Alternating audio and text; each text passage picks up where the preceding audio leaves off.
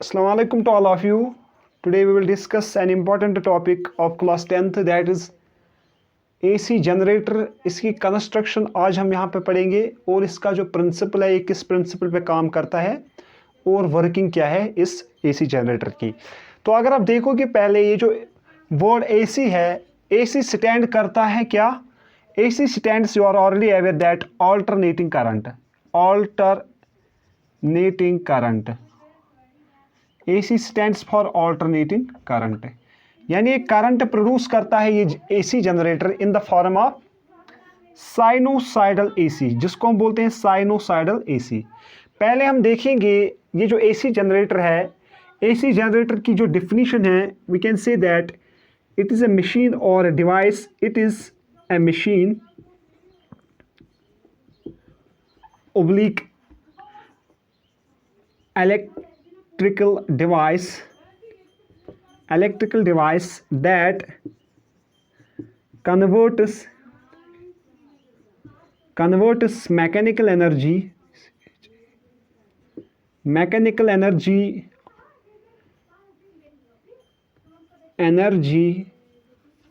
into electrical energy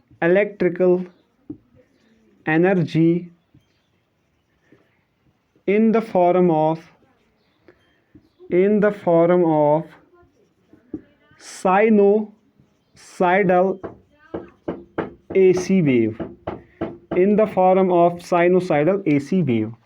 यानी ये जो AC जनरेटर है, AC जनरेटर को अगर हम डिफाइन यहाँ पे करेंगे, ये वो मशीन होती हैं जो कन्वर्ट करती हैं मैकेनिकल एनर्जी को into electrical energy in the form of sinusoidal AC wave. अगर आप देखोगे मैकेनिकल एनर्जी क्या होती है, basically mechanical energy is the sum of kinetic energy, sum of के kinetic energy plus potential energy of a system. यानी ये जो मैकेनिकल एनर्जी है ये क्या होता है, sum of kinetic energy plus potential energy of a system. तो इसी मैकेनिकल एनर्जी को यहाँ पे ये AC जनरेटर क्या करता है, ये इसको कन्वर्ट करता है into electrical energy in the form of sinusoidal AC।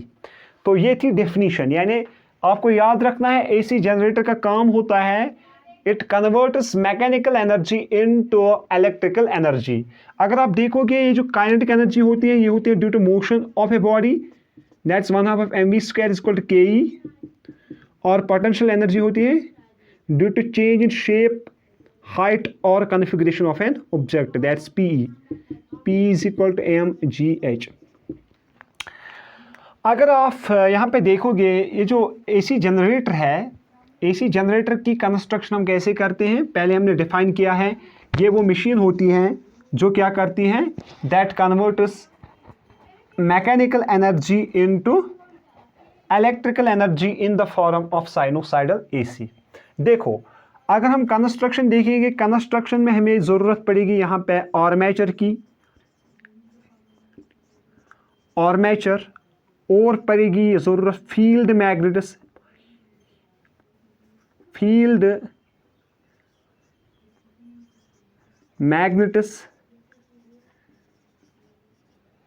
और पड़ेगी हमें ज़रूरत यहाँ पे कार्बन ब्रशेस, और पड़ेगी ज़रूरत स्लिप रिंग्स, और पड़ेगी हमें ज़रूरत एक शाफ्ट की, यहाँ पे शाफ्ट, आर्मेचर कोर की ज़रूरत पड़ेगी, armature core oblique armature winding.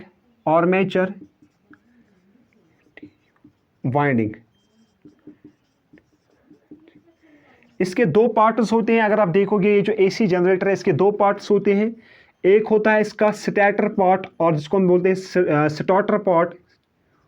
Starter, और दूसरा होता है rotor. Starter is stationary part of AC generator, stationary जो पार्ट होगा AC जनरेटर का उसको हम बोलते हैं स्टार्टर, और रोटर बोलते हैं जिसको बोलते हैं rotating part of AC generator. यानी दो चीज़ें होते हैं इसमें, एक होता है स्टार्टर पार्ट और क्या होता है रोटर। यानी स्टार्टर पार्ट क्या डिफाइन करेगा, stationary part of AC generator, जिसमें यहाँ पे मैग्नेटिक फील्ड आ जाएगा, जिसमें मैग्नेटिक फील्ड आ जाएंगे, और we can say that field, ये जो फील्ड मैग्नेटिक्स हैं ये स्टार्टर पार्ट में आ जाएंगे। रोटर यानी that's called rotating part of AC generator, तो इसमें आ जाएगा यहाँ पे रोटर में। अगर आप देखोगे स्लिप रिंग्स आ जाएंगे, ये आर्मेचर कोर जो है ये भी किस में आ जाएगा, ये भी आ जाएगा रोटर पार्ट में। तो अगर हम देखेंगे कैसे कंस्ट्रक्ट करते हैं हम यहाँ पे एसी जनरेटर को, देखो इन चीज़ों की ज़रूरत हमें पड़ेगी, armature, field magnets, carbon brushes, slip rings, shaft and armature core winding. इन चीज़ों की ज़रूरत हमें यहाँ पे पड़ेगी in order to construct AC generator. तो देखो क्या होता है, अगर आप देखोगे यहाँ पे, अगर मैंने यहाँ पे बनाया ये है एक, ये है north pole of this magnet, ये है एक north pole of the magnet,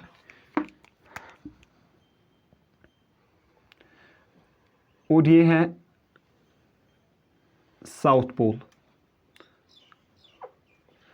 this is south pole. आपको पता है ये जो मैग्नेटिक फील्ड लाइंस होते हैं they start from north pole and ends at south pole, इनको हम बोलते हैं फील्ड मैग्नेट्स, फील्ड मैग्नेट्स, इनको हम बोलते हैं फील्ड मैग्नेट्स। ये मेनली जो मैग्नेट्स है ये बने हुए होते हैं फेरोमैग्नेटिक सबस्टेंस के लाइक निकल, कोबाल्ट और आयरन, इन तीन एलिमेंट्स के बने हुए होते हैं ये मैग्नेट्स। क्योंकि ये जो है निकल, कोबाल्ट और आयरन, इनको हम बोलते हैं फेरोमैग्नेटिक सबस्टेंसेस। क्या बोलते हैं, फेरोमैग्नेटिक सबस्टेंसेस। ये फेरोमैग्नेटिक सबस्टेंसेस है, फेरोमैग्नेटिक सबस्टेंसेस के पास एक प्रॉपर्टी होती है दैट्स कॉल्ड, इनको परमानेंट डाइपोल मोमेंट होता है, इनके पास परमानेंट डाइपोल मोमेंट होता है, तो इसी के बने हुए होते हैं ये मैग्नेट्स। तो यह है फील्ड मैग्नेट्स। इसमें हम रखेंगे एक रेक्टेंगुलर कॉपर कंडक्टर, ये एक रेक्टेंगुलर कॉपर कंडक्टर मैंने रखा है between these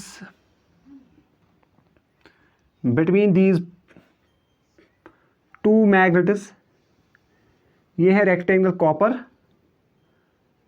कंडक्टर। तो यहां पे मैं एक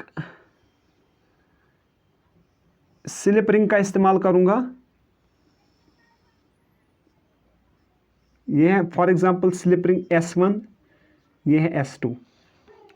तो इन स्लिप रिंग्स के साथ यहाँ पे अटैच होंगे, इन स्लिप रिंग्स के साथ यहाँ पे अटैच होंगे, इसको हम लिखेंगे S1 स्लिप रिंग, ये है S2 स्लिप रिंग।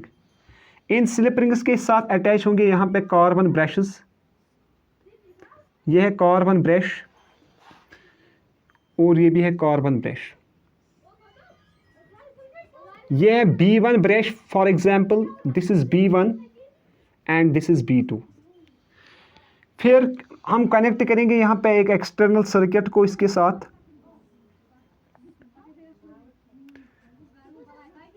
यहाँ पे एक रेजिस्टर को लगाएंगे हम, तो इस रेजिस्टर को कनेक्ट करेंगे यहाँ पे गैल्वेनोमीटर G,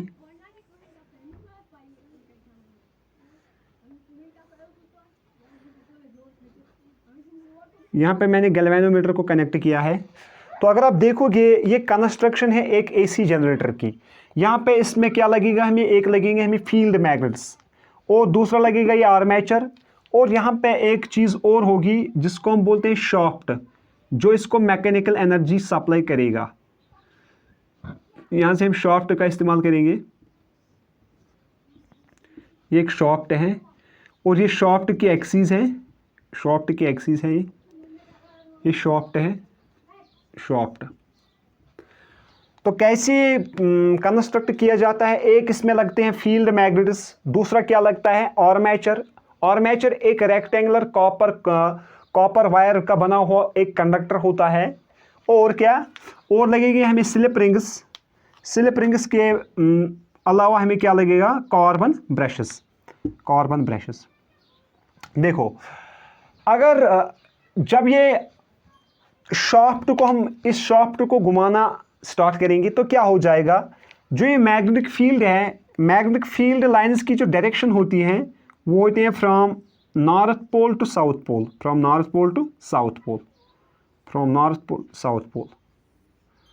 तो पहले अगर आप देखोगे ये जो आर्मेचर है, ये आर्मेचर है मेरे पास फॉर एग्जांपल, ये जो आर्मेचर है अगर आप देखोगे फील्ड लाइंस की डायरेक्शन ऐसे है और ये जो आर्मेचर है, आर्मेचर ऐसे प्लेस किया गया है इस पर।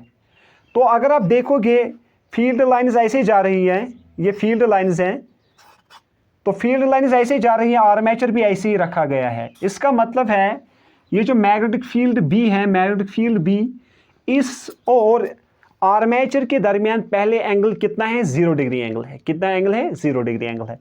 जब ये आर्मेचर यहाँ से घूमना शुरू करेगा तो ये आर्मेचर ऐसे आ जाएगा, ऐसे। अब कितना एंगल है, फील्ड लाइंस ऐसे जा रही है और ये जो आर्मेचर है, आर्मेचर अब 90 डिग्री एंगल पे आ गया है। जब ये आर्मेचर 90 डिग्री एंगल पे आ जाएगा तो it will experience force and it will tend to rotate.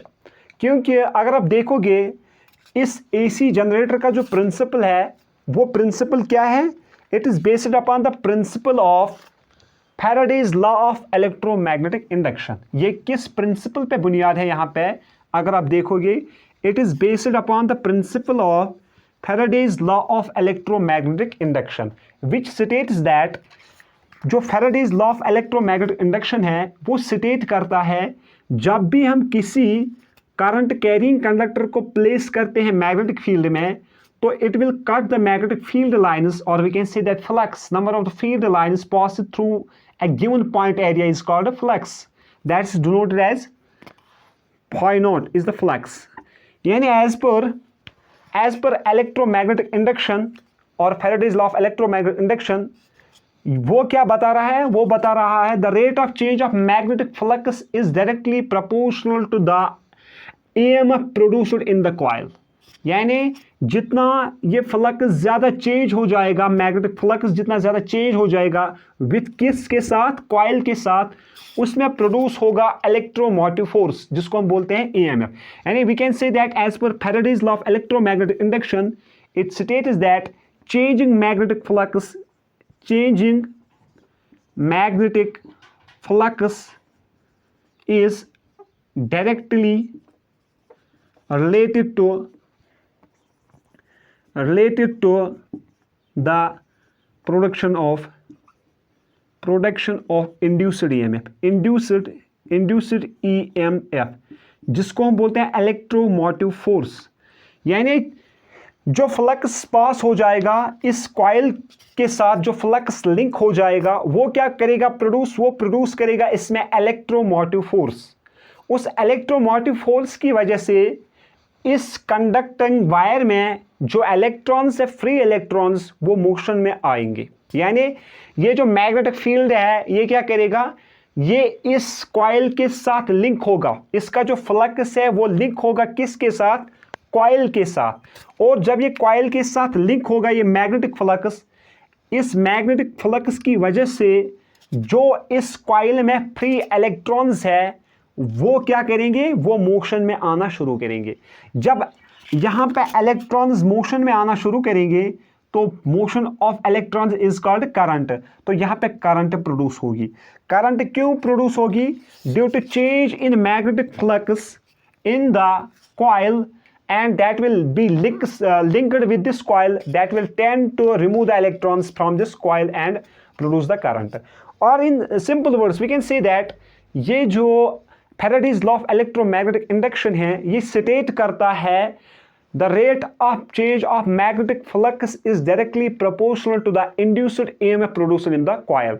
जितना ज़्यादा चेंज होगा फ्लक्स एक कॉइल में उतना उसके साथ ज़्यादा इंड्यूस्ड EMF प्रोड्यूस होगा। उस इंड्यूस्ड EMF की वजह से इस कॉपर वायर में जो फ्री इलेक्ट्रॉन्स हैं वो क्या करेंगे, वो स्टार्ट करना शुरू करेंगे।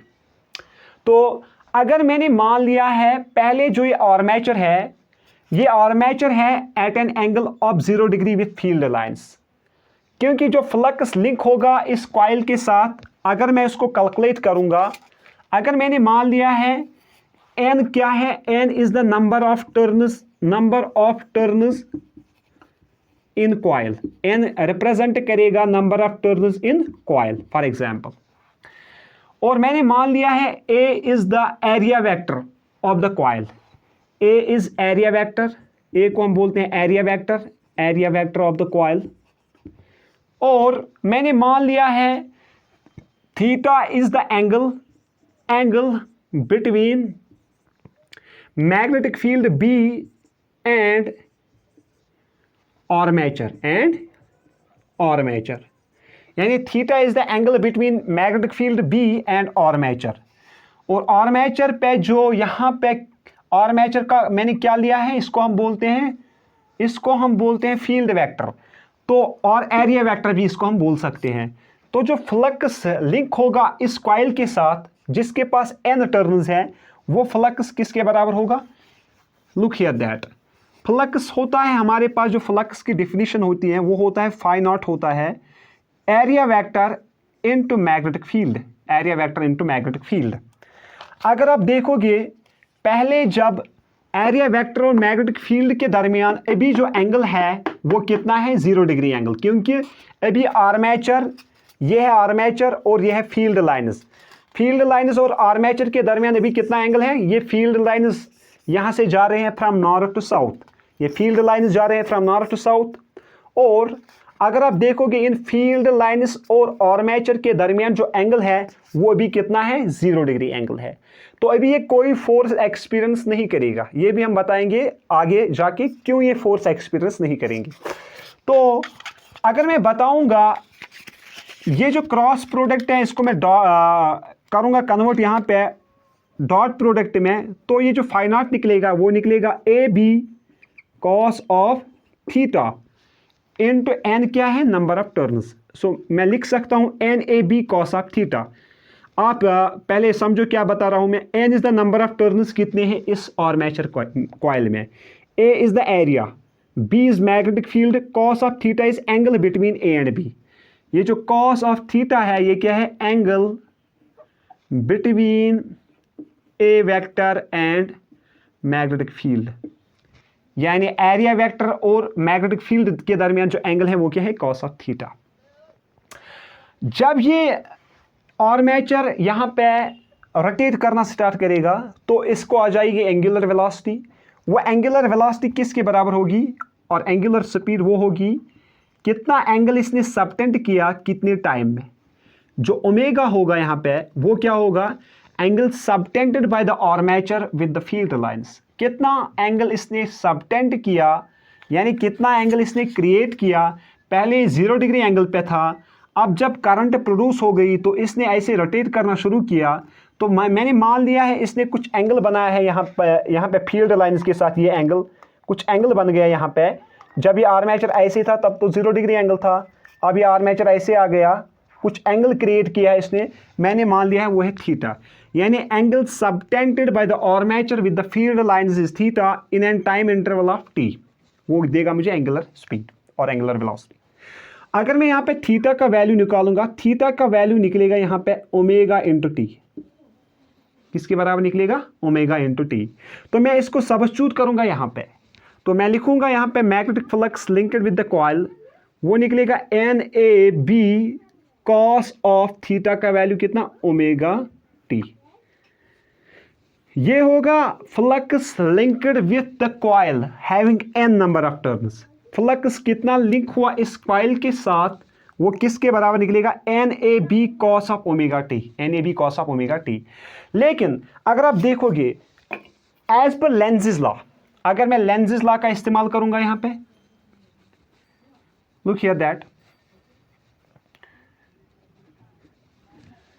लेंज़ेस लॉ बता रहा है जो E होता है वो होता है किसके बराबर? -d∅/dt। यानी जो मैग्नेटिक फ्लक्स लिंक कॉइल के साथ होता है with the change in time, वो किसके बराबर होता है? वो अपोज करता है अपने कॉज को दैट ही has been created. It is Lenz's law. यानी the rate of change of flux is given by E। यानी ये जो फ्लक्स है फाई, ये कितना वैरी हुआ टाइम के साथ, वो क्या देगा मुझे? E का वैल्यू।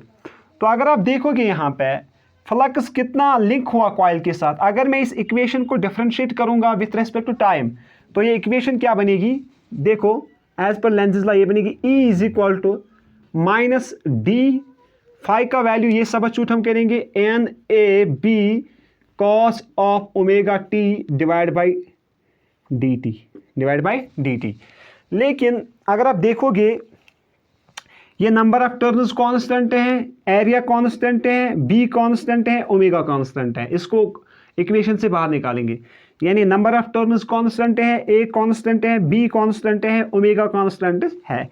तो हम इसको लिख सकते हैं E इज इक्वल टू, हम लिखेंगे minus d N A B omega cos of t divide by d t, cos of t divide by d t. तो अगर आप देखोगे ये जो साइन है ये इस एंगल के साथ भी रहेगी और इन सब टर्म्स के साथ, यानी ये होगा माइनस कॉस ऑफ टी। अगर आप देखोगे यहां पे ये जो माइनस कॉस की अगर हम इंटीग्रेशन देखेंगे तो माइनस कॉस की इंटीग्रेशन क्या है, ये है साइन, वो आ जाएगा साइन। यानी हम लिख सकते हैं यहां पे E is equal to minus d N A B omega into sine of T.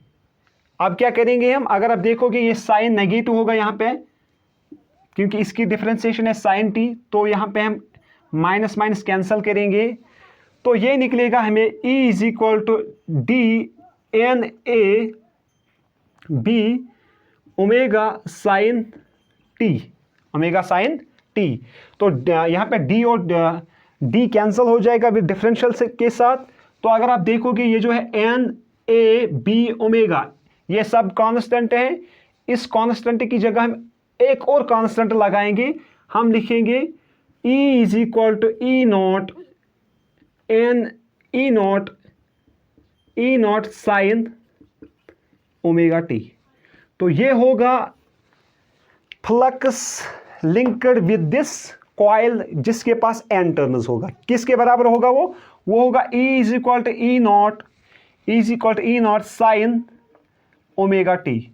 यही मैंने बताया था पहले, जो ये AC जनरेटर है, ये जो AC करंट प्रोड्यूस करता है ये किस फॉर्म में करता है, इन the form of sinusoidal AC। Sinusoidal AC का मतलब होता है AC करंट वो करंट होती है जो अपनी मैग्नीट्यूड और अपनी पोलैरिटी को चेंज करता है विथ रेस्पेक्ट टू टाइम। यानी कभी कभार होता है पॉजिटिव क्वाड्रेंट में, कभी नेगेटिव क्वाड्रेंट में, अपनी पोलैरिटी को चेंज करता है। ठीक, इसको हम बोलते हैं AC करंट, ऑल्टरनेटिंग करंट।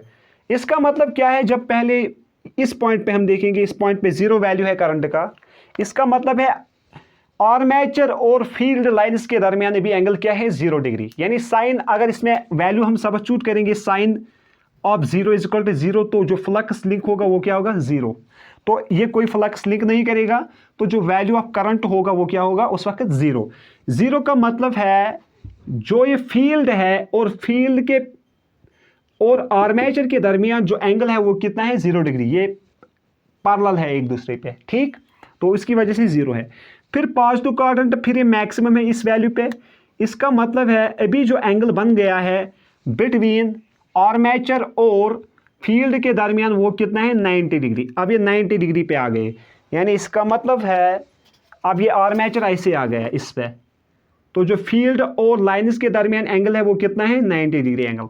तो इसकी वजह से यहाँ पे होगा मैक्सिमम फ्लक्स। क्या होगा, क्योंकि sine of 90 is equal to 1, तो अब होगा मैक्सिमम फ्लक्स। फिर ये फिर आ जाएगा क्या, इस लाइन को क्रॉस करते हुए फिर 0 आ जाएगा, फिर 90 बनाएगा ये, फिर 0, फिर 90, यानी ये होगा 90 डिग्री एंगल। ये होगा, अगर आप देखोगे, ये होगा 180 डिग्री एंगल, ये होगा 270 डिग्री एंगल। तो ऐसे ही ये एंगल चेंज करेगा, ऐसे ही एंगल चेंज करेगा। ये होगा 90 डिग्री एंगल पे क्या होगा, फोर्स इस पे मैक्सिमम फोर्स, तो जो फ्लक्स होगा वो मैक्सिमम होगा। फिर 90 हो गए, 180 और 90 कितने हो गए, 270। यहाँ पे 270 डिग्री एंगल होगा। 270 और 90 कितने हो गए, 270 और 90 कितने हो गए, 360। 360। तो यहाँ पे एक कंप्लीट वन रोटेशन करेगा 360 डिग्री पे। तो इस पे जो पोलैरिटी होगी वो चेंज होगी, कभी कभार पॉजिटिव कभी कभार negative, positive negative, zero positive negative, zero positive negative. तो इसकी वजह से ऐसे ही फॉर्म होती है अल्टरनेटिंग करंट, किसमें? एसी जनरेटर में। अगर आप देखोगे अब यहाँ पे ये जो एसी जनरेटर है, एसी जनरेटर में जो यहाँ पे अगर आप देखोगे कैसे काम करता है, अगर आप यहाँ पे देखोगे इसकी जो यहाँ पे फंक्शन है, प्रिंसिपल आपने देखा है, प्रिंसिपल किस बुनियाद पे है? ये इलेक्ट्रोमैग्नेटिक इंडक्शन पे, यानी Faraday's law of electromagnetic induction. We state is that whenever a changing magnetic flux के दरमियान जब कॉइल को रखा जाएगा, एक रेक्टेंगुलर कॉइल को रखा जाएगा, तो वो एक्सपीरियंस करेगा इलेक्ट्रोमोटिव फोर्स, उस फोर्स की वजह से उसमें क्या होगी? Current produce. तो अगर आप देखोगे इसकी वर्किंग, अगर आप यहाँ पे देखोगे ये है नॉर्थ और ये है साउथ, ये है नॉर्थ और ये है साउथ, ये है इसके दरमियान आर्मेचर। फॉर एग्जांपल मैं रफली अब बनाता हूं यहाँ पे,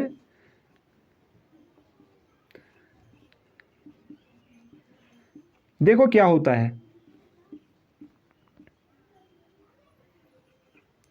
जब फील्ड लाइन्स यहां से आ गई, field lines is from north to south direction, तो जब इसमें करंट प्रोड्यूस होगी और वो चलना शुरू करेगी फ्रॉम ए टू बी, जब ए टू बी से करंट शुरू होगी, तो अगर आप देखोगे राइट हैंड फिंगर रूल क्या बोल रहा है, ये क्या देगा मुझे? ये देगा डायरेक्शन ऑफ द करंट, ये देगा डायरेक्शन ऑफ द फील्ड, और ये क्या देगा? Direction of force.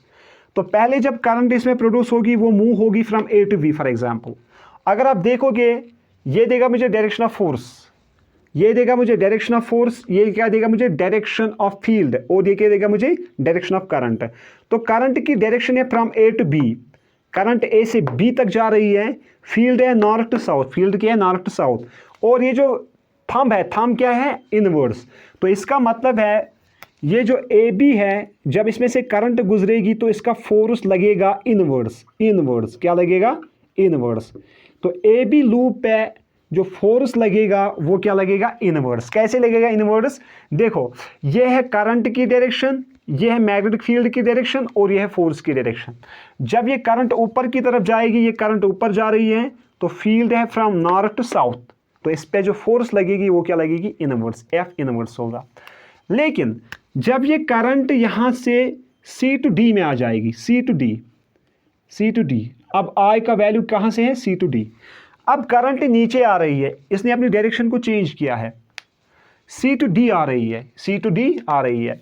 तो क्या हो जाएगा? अगर आप देखोगे अब करंट नीचे आ रही है, यह है करंट, ये नीचे आ रही है, यह है field north to south, north to south, ये क्या है? फील्ड।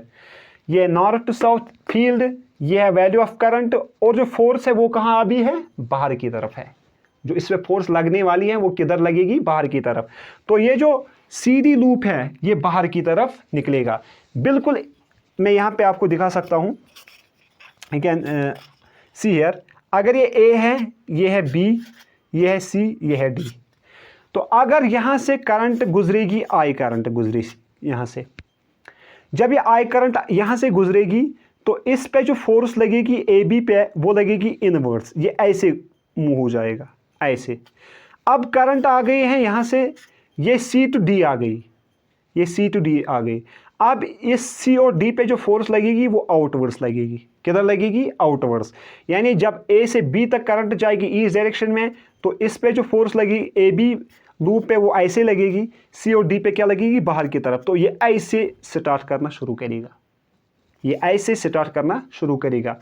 लेकिन जब आप देखोगे अगर यहाँ पे फॉर एग्जांपल साउथ पोल, यहाँ पे है नॉर्थ पोल फॉर एग्जांपल, जब मैंने इसको यहाँ इस पे रखा है तो इसमें जो करंट होगी तो इसने इसको रोटेट करना शुरू किया।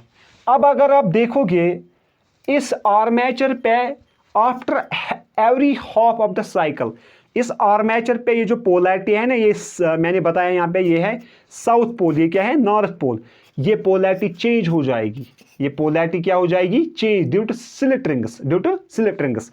यानी अगर ये आर्मेचर है, इसमें जो जब करंट गुजरेगी तो ये इस डायरेक्शन में आ जाएगा, आ गया इस डायरेक्शन में, अब अगर आप देखोगे यहाँ से साउथ पोल है, यहाँ से है नॉर्थ पोल, तो साउथ और नॉर्थ क्या हो जाएगा, ये एक दूसरे को अट्रैक्ट करेंगे क्योंकि अनलाइक पोल्स हैं, तो ये अट्रैक्ट करेंगे ऐसे ऐसे। अब आ गए यहाँ पे नॉर्थ पोल, यहाँ पे आ गए नॉर्थ पोल। अब इसको साउथ करेगा क्या अट्रैक्शन, नॉर्थ क्या करेगा रिपल्शन। तो ये जो आर्मेचर है ये फिर क्या, ये फिर रेस्ट में आना चाहिए था, क्या आना चाहिए था, रेस्ट में, लेकिन ये रेस्ट में नहीं आएगा। क्यों, अब यहां पे क्रिएट होगा साउथ पोल, अब इस नॉर्थ और साउथ के दरमियान फिर अट्रैक्शन होगी, फिर ये ऐसे घूमेगा, फिर यहां क्या आ गया साउथ और साउथ ये रिपेल करेंगे, अब यहां क्रिएट होगा फिर नॉर्थ, फिर ये ऐसे आ जाएगा, फिर क्या होगा, इस नॉर्थ और नॉर्थ के दरमियान होनी चाहिए रिपल्शन, लेकिन इस पे क्रिएट होगा साउथ, साउथ और नॉर्थ फिर अट्रैक्ट करेंगे, तो ऐसे काम होगा।